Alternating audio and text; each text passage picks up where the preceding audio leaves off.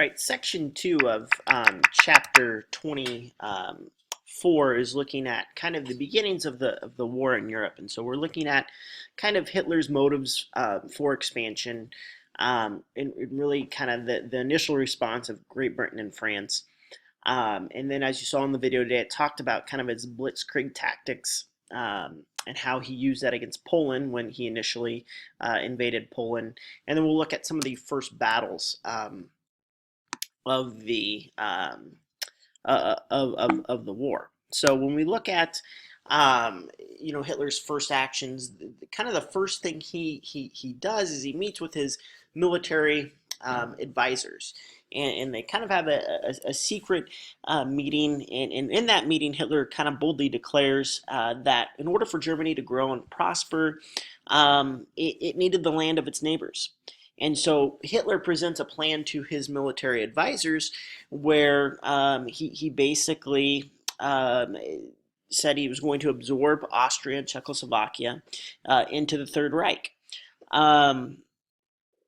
Basically, he's very resolved in doing this. One of his advisors will actually speak up, and tell Hitler that doing so is probably going to mean war.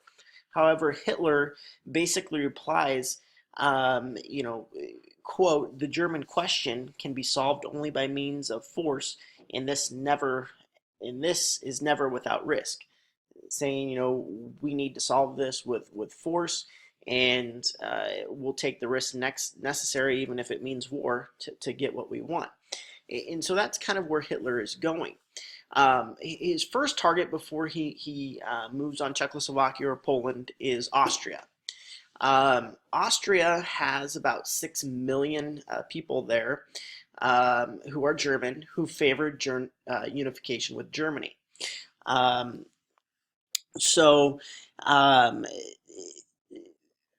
And again, Austria, we have to here take a minute and go back to World War I and that peace conference that ended World War I, the Treaty of Versailles. Remember, Austria was not a country before World War I. It merged out of World War I. It's relatively small. And that 6 million people that lived there that were German, they were the majority of the population. So in March of 1938, German troops are going to march into Austria. They're going to be unopposed.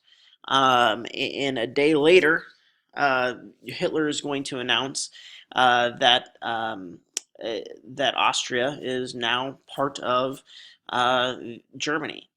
The United States and the rest of the world stand by and do nothing. They've watched now this aggressive action by Hitler. They didn't do anything. That's only going to embolden Hitler. And when he turns his attention towards Czechoslovakia, he's going to basically, again, think that the United States and the rest of the world is going to do nothing. And so when we look at Hitler moving into the Czechoslovakia, he really wants this Sudetenland. There's about 3 million German people who lived in this western border region of Czechoslovakia. It's a mountainous region, and it's the country of Czechoslovakia's main defense against an attack from Germany. Hitler, and think about what we talked about the other day as far as kind of his tenets of Nazism, he wants living space. And so Hitler wants this region for the German people, for living space, and he also wants to control the natural resources that are in the region. So his purposes there are kind of twofold. When we look at the actual justification that Hitler uses, he comes up with a charge and says the Czechs are abusing the Sudetenland Germans, and that gives him the rationale for massing troops on the Czech border. Both Britain and France at this point are going to step in and say, Hitler, we've promised to protect the Czechs. Hitler's got all these troops amassing on the border here. We're talking about the Sudetenland here. Hitler has those troops on the border. War looks pretty much inevitable, but here Hitler does something that is kind of a masterful piece of um, I don't know, manipulation almost. He invites the French Premier Edouard Daladier and British Prime Minister Neville Chamberlain to Munich in Germany, and in there Hitler basically promises, it's an empty promise, but he promises Chamberlain and Daladier um, that the annexation of the Sudetenland is going to be his last. I don't know what evidence they would have had to have believed Hitler. I mean, he just took Austria. He's now on the cusp of taking Czechoslovakia, but he promises that this is going to be his last. And Chamberlain and Daladier believed him. And we have what is known as this Munich Agreement. But it's also kind of the beginning or continuation of this policy of appeasement, where they're kind of giving Hitler what he wants. You're kind of pacifying this aggressor. Winston Churchill is a political rival of Neville Chamberlain in Great Britain, and he speaks out against this policy of appeasement. He doesn't think it's a good idea. And Churchill, he's quoted as saying, Britain and France had to choose between war and dishonor. They chose dishonor. They will have war. Meaning basically that war is going to be inevitable. We can't appease or pacify Hitler.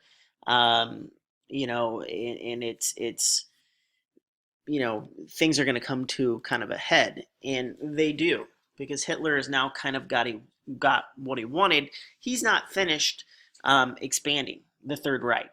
And in March of 1939, German troops are going to pour into what remained of Czechoslovakia, and they're going to basically take Czechoslovakia in a day.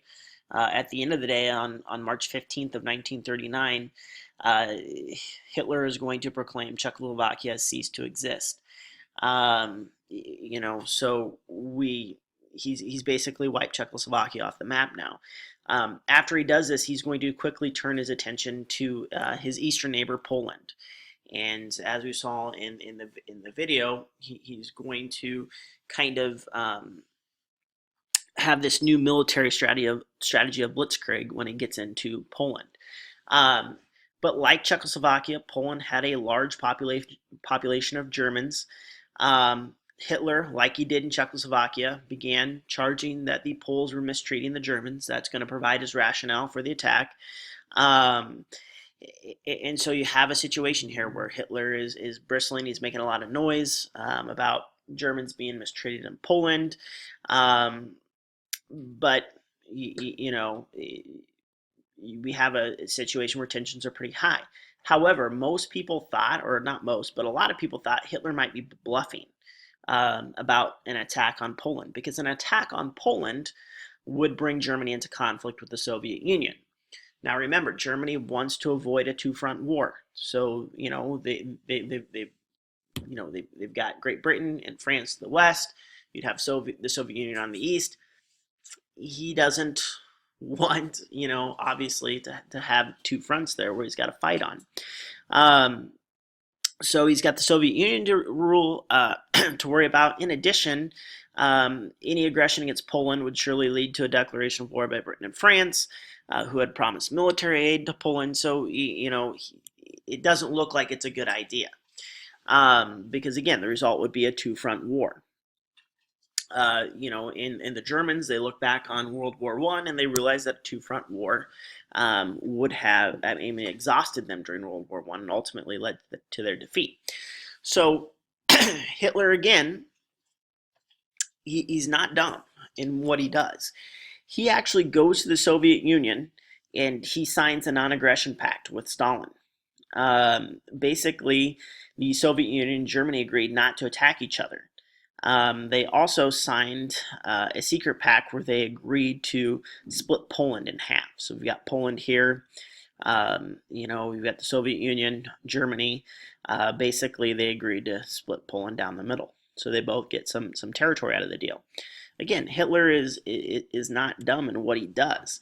Um, and he begins this new offensive in Poland. It's known as the Blitzkrieg, like you saw in the video. It starts in 1939 with the German Air Force, or the Luftwaffe, um, which it begins attacking Poland. At the same time, German tanks are going to start to race across the Polish countryside. It leads to a lot of terror and confusion. And again, it's kind of Germany's first test of its new military strategy known as Blitzkrieg, or Lightning War. This strategy itself kind of makes use of military advances, but ultimately it's meant to take the enemy by surprise and then quickly crush all opposition with overwhelming force. That's what it was kind of designed to do. Um, After Germany's invasion, Germany and or that shouldn't say Germany and France. I'm just realizing I'm going to fix that right now. It's Great Britain and France realized or sorry, Great Britain and France declared war on Germany, um, and however, the Blitzkrieg tactic worked perfectly for Germany.